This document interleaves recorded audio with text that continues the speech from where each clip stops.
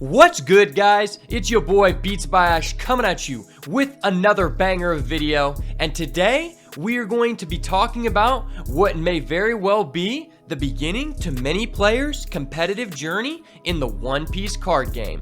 I'm talking about the event known as the Treasure Cup. What is the Treasure Cup? What prizes will be up for grabs? And how do you enter such an event? All these questions and more will be answered in today's video.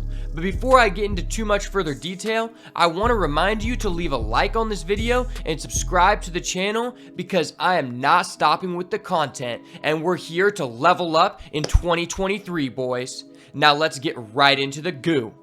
Okay guys, so I am now on the One Piece card game official website. If you want to access this article yourself, go ahead and type in the URL above, onepiececardgame.com/events 2023 Treasure Cup, blah, blah, blah. And let's go ahead and get right into it. So, the Treasure Cup is an event that will be held between February 4th and February 25th of 2023. The One Piece card game, the ultimate card battle. Defeat your rivals and win the prize. Overview. The One Piece Treasure Cup is a year-round tournament that offers players the chance to compete for special prizes. Join a Treasure Cup, test your skills. The event requires pre-registration, so check the list below. I do want to point out that the one that I was interested in going into, the North America, Texas one, that one is actually unavailable at the moment, but you can enter the wait list. So if you are interested in that, you can do that with any of these events. Apparently, the registration for these events opened in late December, and I guess it filled up fairly quickly. I've had some people tell me that specifically the Texas one filled up within the first couple hours. I don't know if this is true, but that's just what people have told me. But there are a number of locations, so be sure to check and see if there's another location that accommodates for you, because you definitely don't want to miss out on this event. So looks like we've got 1, 2, 3, 4, 5 for North America, and we have 2 for Europe, 1 for Latin America, and 1 for Australia. So definitely, they're completely marketing towards the North American player base outside of the Japan game. So let's look at the format. Offline, singles, constructed. Qualifying matches. Best of 1 games with a 35-minute matches and 5 minutes overtime. So very similar to if you've been playing in local tournaments at your local game store. So once we get to Top Cut, it's best of 3 games with a 60-minute matches and 10 minutes of extra time. Okay, that's very interesting.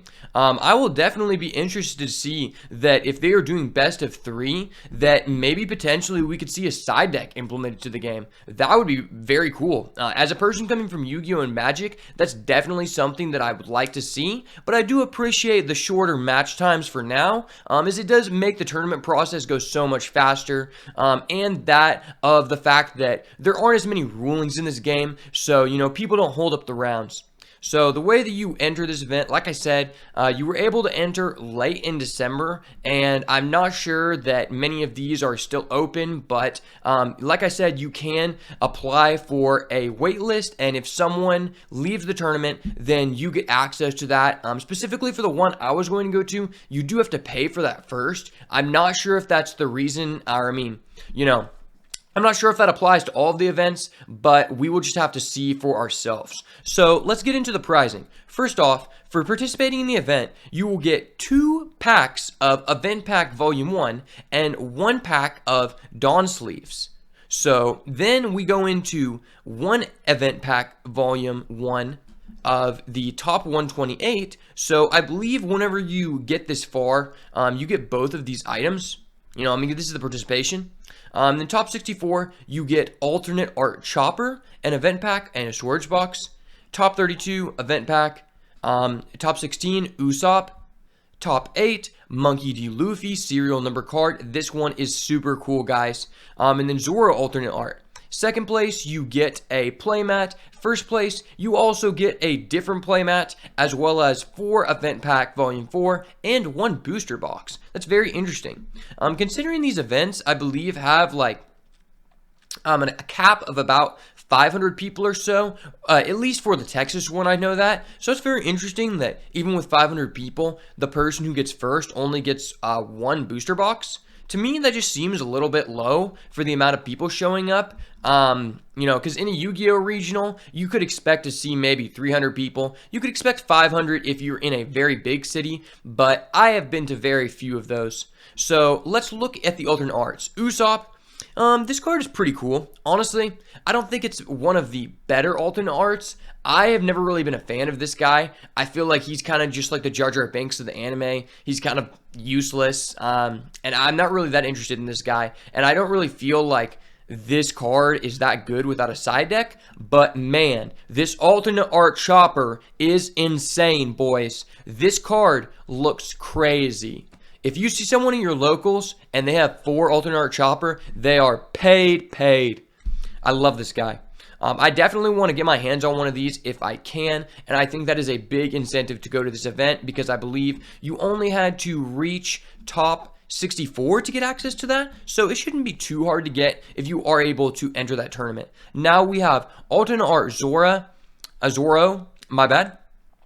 With Dawn 1X, this gains 1k power. I think this card is okay. I think as we go on, it probably will not be as good. That's kind of the problem with some of these promos, whereas like the Tony Chopper is kind of just like, in the meta for a while. I feel like going into set 2-3 because, 1k blockers at 1 cost are very good, especially when you can get them off searchers. Now we've got the serial number card Leader Luffy. This card gets power crept very fast once we get access to the Whitebeard Leader. And the other red cards that are released in set 2. But this is a very cool card to have. You can see it says One Piece card game in the background. And the artwork is very nice. I can definitely see this becoming a collector's item in the future. Now, let's look at what comes in Event Pack Volume 1. So, it looks like we have a Porgas de Ace. Sorry if I don't pronounce the name correctly. I am not too good at that. So we have double attack for a 5 cost 6k. I wonder if this pack will be exclusive to the Treasure Cup or if this will be eventually available in local game stores. Only time will tell. So I think double attack is okay. I think this isn't really something that you would play because it has no counter, but it does look very cool. And now we've got Bartolomeo, 2 cost, 3k, 1 counter. End of turn, you may rest this. Set one of your film characters as active. I mean, this could be very useful. I think that the film cards do get higher implications once we get the new cards in set 2, as well as, the movie pack has some implications, but overall, I don't think it gets too competitive, but it could be playable. It has good types. Film, Supernovas, Bardo Club. I'm not too sure about Bardo Club, but I know Supernovas is pretty crazy right now. And now we've got Jinbei. Man, I love this card. I love the 4-cost Jinbei we have right now. And the artwork on this guy is crazy. I would love to see more styles like this coming in the future.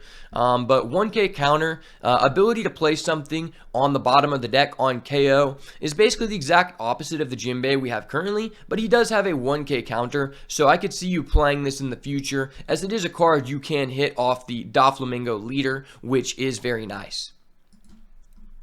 Now we've got Uta. Wow, I love this artwork.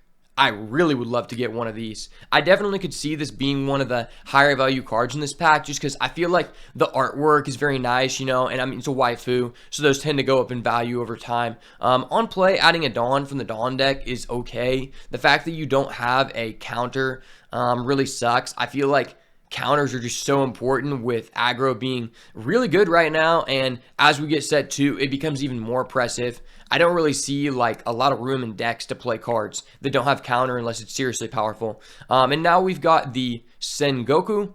Dawn X1, your turn. Give all of your opponent's characters -2 costs.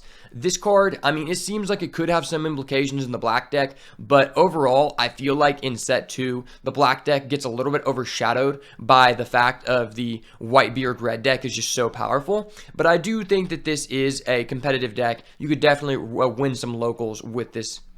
Now we've got the creme de la creme, the 4 Emperors playmat. This thing is insane. Let me see if I can zoom in on that for you guys. Wow. This is crazy.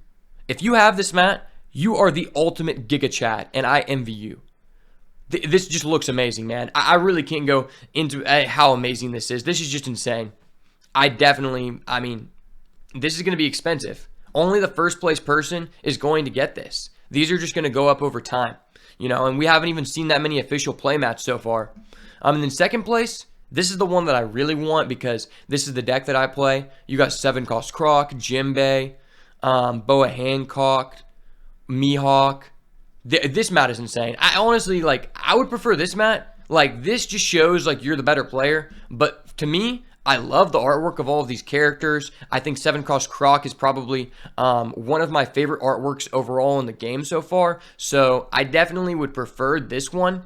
But, I mean, this is crazy too.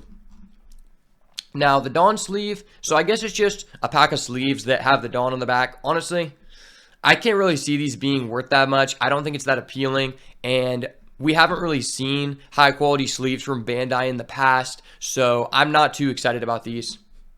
Now, the storage box, I'm not sure what kind of material this is.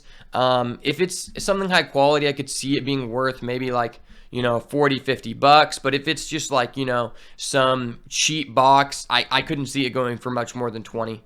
And then side events are to be announced soon. So whenever we get some more events announced at this, I will definitely update you guys with that because I would definitely like to go even if I can't get in through the wait list if there are side events, just so I can make a vlog video, and it's the first competitive One Piece experience. So if I can share that with you guys, that would be amazing. Now, thank you for getting this far in the video, and I would just like to say, as always, if it's not the goo, it's got to go. Peace.